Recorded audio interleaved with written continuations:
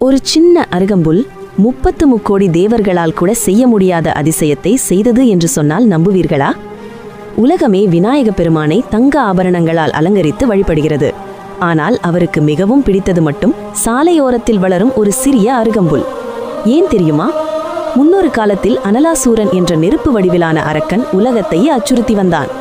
அவனது பார்வை பட்டாலே மரங்கள் சாம்பலாகும், நதிகள் ஆவியாகும். தேவர்கள் யாராலும் அவனை தடுக்க முடியவில்லை. அப்போதுதான் களத்தில் இறங்கினார் கஜானனன். போர் செய்யாமல் அனலாசூரனை அப்படியே பிடித்து தனது வயிற்றுக்குள் விழுங்கினார். அரக்கன் அழிந்தான். ஆனால் கணபதியின் உடலில் பயங்கரமான வெப்பம் எழுந்தது. அந்த வெப்பத்தை தணிக்க தேவர்கள் முயன்றனர். சந்திரனின் குளிர்ச்சி, புனித நீர் அபிஷேகங்கள் எதுவும் வேலை செய்யவில்லை. அப்போது முனிவர்கள் பக்தியுடன் 21 அருகம்புற்களை சமர்ப்பித்தனர். என்ன ஆச்சரியம்! அருகம்புல் பட்ட அடுத்த கணமே கணநாதனின் உடல் வெப்பம் முழுவதும் தணிந்து குளிர்ச்சியானது. அன்றிலிருந்து அருகம்புல் விநாயகருக்கு மிகவும் பிடித்தமான ஒன்றாக மாறியது.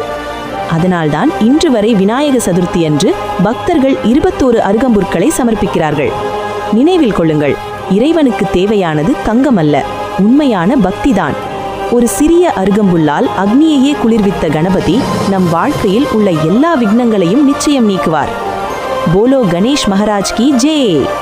கணபதி பப்பா மோரியா.